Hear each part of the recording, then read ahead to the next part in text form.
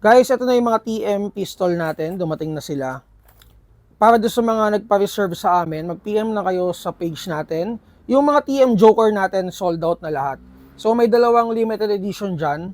Yung TM Joker at saka yung Harley Quinn. Yung Harley Quinn meron pa. Yung Joker, ubos na lahat.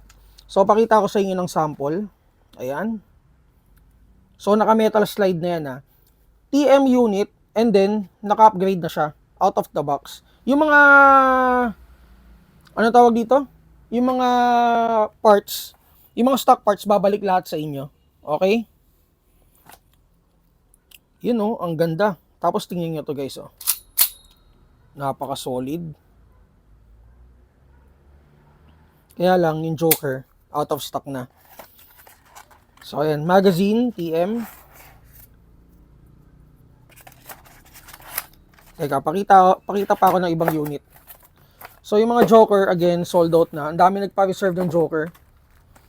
So mamili tayo. Ito hindi ko pa ito nakikita eh.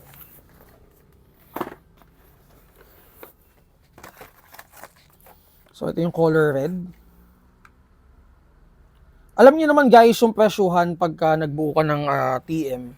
From TM base, mag-ano na lang tayo, mag-calculate na lang tayo. So from TM base, 10k na agad yung pinaka-unit. Sabihin na natin gold match or yung 5.1 na base lang, unit lang, base gun lang, yung kumbaga yung parang basic lang. And then slide, magkano na agad slide, 'di ba? So ito, nasa 19 something, 19k pataas. Ang pinakamataas yata nito is yung limited edition, nasa 19,900. So talagang worth it, naka-fixed barrel na rin to. Check nyo guys sa Google Drive natin yung ano niya, yung spec niya, yung accurate spec niya, nandun, nakalagay doon. Sobrang worth it guys. So ito yung color red. So check nyo na lang guys sa Google Drive natin yung mga